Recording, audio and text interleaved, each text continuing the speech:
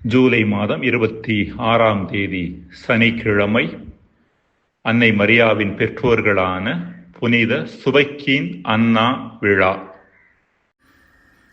அன்புக்குரியவர்களே, கடலால் சூழ்ந்ததுதான் மானிடர் வாழும் நிலப்பரப்பு. அதுபோல பிரச்சனைகளால் சூழ்ந்ததுதான் மானிட வாழ்வு. வாழ்வில் பிரச்சனைகளை சந்திப்பதை பொறுத்த அளவு மனிதர்களுக்கு சுதந்திரம் எதுவும் கொடுக்கப்படவில்லை. ஆனால் பிரச்சனைகளை எத்தகைய மனப்பக்குவத்தோடு அணுக முடியும் என்பதற்கான சுதந்திரம் நமக்கு கொடுக்கப்பட்டிருக்கின்றது.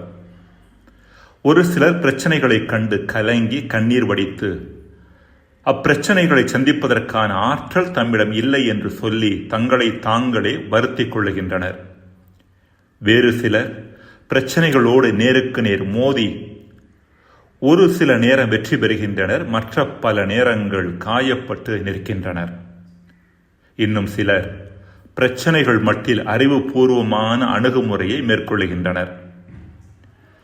இத்தகைய அணுகுமுறைகள் தேவையானவை என்றாலும் அவை முழுமையானவை என்று நாம் சொல்லிவிட முடியாது.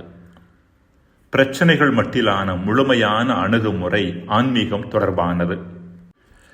இன்றைக்கு நாம் விழா கொண்டாடுகிற புனித சுவைக்கீனும் அன்னாவும் தங்களது வாழ்வில் சந்தித்த பிரச்சனை குழந்தையின்மை. அன்றைய காலகட்டத்தில் இது ஒரு மிகப்பெரிய பிரச்சனையாக கருதப்பட்டது, கடவுளின் சாபமாகவும் கருதப்பட்டது. எனவேதான் சுவைக்கீன் எருசலேம் ஆலயத்தில் காணிக்கை கொடுக்க முன் வந்த பொழுது அந்த காணிக்கையானது அங்கிருந்த குருவால் நிராகரிக்கப்பட்டது.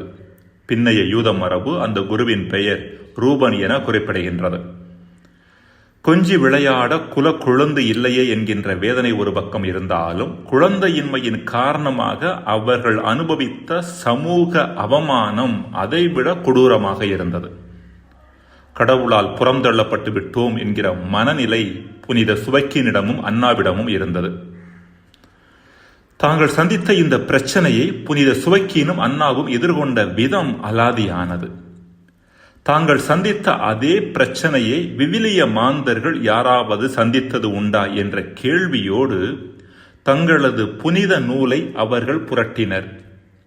சுவைக்கீனின் பார்வையில் ஆபிரகாமும், அன்னாவின் பார்வையில் சாமுவேலின் தாய் அன்னாவும் தென்பட்டனர்.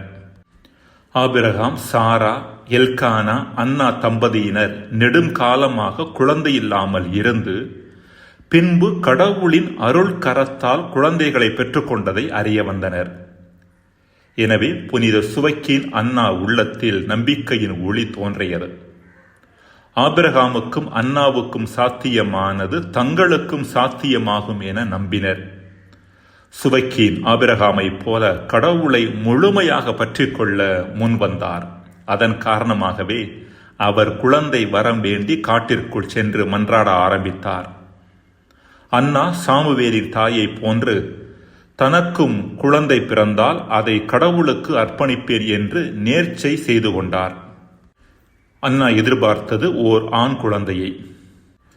நம்பிக்கையோடு இறைவனின் இல்ல கதவுகளை தட்டிய இவர்களது எதிர்பார்ப்பு வீண் போகவில்லை. இருவருக்குமே வானதூதர்கள் தோன்றி குழந்தை பிறக்கும் என்று சொல்லி மறைந்தனர். அவரே நம் தாய் மரியா. பெண் குழந்தையாக இருந்த போதும் தாங்கள் நேர்ந்து கொண்டது போல கடவுளுக்கு தங்களது மகளை 12வது வயதில் காணிக்கையாக்கினர். அன்புக்குரியவர்களே, நாம் சந்திக்கின்ற பிரச்சனைகளை நம்மை போல சந்தித்தவர்கள் பலர் வரலாற்றில் உண்டு. அவர்களில் சிலர் அப்பிரச்சனைகளை சரியான முறையில் சந்தித்து அதில் வெற்றியும் பெற்று இருக்கின்றார்கள். அத்தகைய சிறந்த முன்மாதிரிகளை கண்டுகொள்வதற்கான ஞானத்தையும் அவர்களின் அணுகுமுறையை மேற்கொள்வதற்கான ஆற்றலையும் நாம் பெற முயற்சிப்பது அவசியமானது. மனித மனம் வித்தியாசமானது. சரியானதை தேர்ந்தெடுத்து அதற்கு முன்மாதிரியாக கொடுக்கவில்லை எனில் அது தானாகவே தவறானதை தேர்ந்தெடுத்து அதை பின்பற்ற ஆரம்பித்துவிடும். சுவைக்கீனும் அன்னாவும் தங்களது முன்மாதிரிகளை விவிலியத்திலிருந்து பெற்றிருக்கவில்லை என்றால் அவர்களது மனம் கவலைப்படுவது ஒன்றே வழி என்ற ரீதியில் செயல்பட்டிருக்கும். வட அமெரிக்காவில் கருப்பினத்தவர்கள் வெள்ளை இனத்தவர்களின் கையில் மிகவும் துன்பப்பட்டனர். நிறவெறியும் இனவெறியும் தலைவிரித்தாடிய சூழ்நிலையில் ஏராளமான கருப்பினத்தவர்கள் அது தங்களது தலைவிதி என்று எண்ணி இயலாமை உணர்வினால் துன்பப்பட்டனர். வேறு சிலர் ஆயுதம் ஏந்தி போராட துணிந்தனர். இத்தகைய சூழ்நிலையில்தான் மார்ட்டின் லூத்தர் கிங் இத்தகைய அடக்குமுறை போராட்டங்களை சரியான முறையில் எதிர்கொண்டு வெற்றி பெற்றவர்கள் குறித்த தெளிவை பெற வரலாற்றை துழாவினார். அவரது கண்ணில் மகாத்மா காந்தி தென்பட்டார். காந்தியின் அகிம்சை போராட்டத்தை முன்மாதிரியாக கொண்டு தங்களது கருப்பின போராட்டத்தை அமைத்து அதில் வெற்றியும் கண்டார். நம் வாழ்விற்கும் அதில் வருகின்ற பிரச்சனைகளை சரியான முறையில் எதிர்கொள்வதற்குமான சிறந்த முன்மாதிரிகள் வரலாற்றிலும் உண்டு, விவிலியத்திலும் உண்டு. மன்றாடுவோமாக. இறைவா, எங்களது பிரச்சனைகள் சமயத்தில் மனம் சோர்ந்து போகாமல் அவற்றை சரியான முறையில் சந்தித்த முன் மாதிரிகளை மனக்கண் முன் கொண்டு அவர்களைப் போல செயல்பட எங்களுக்கு வரம் தாரும். ஆமேன்.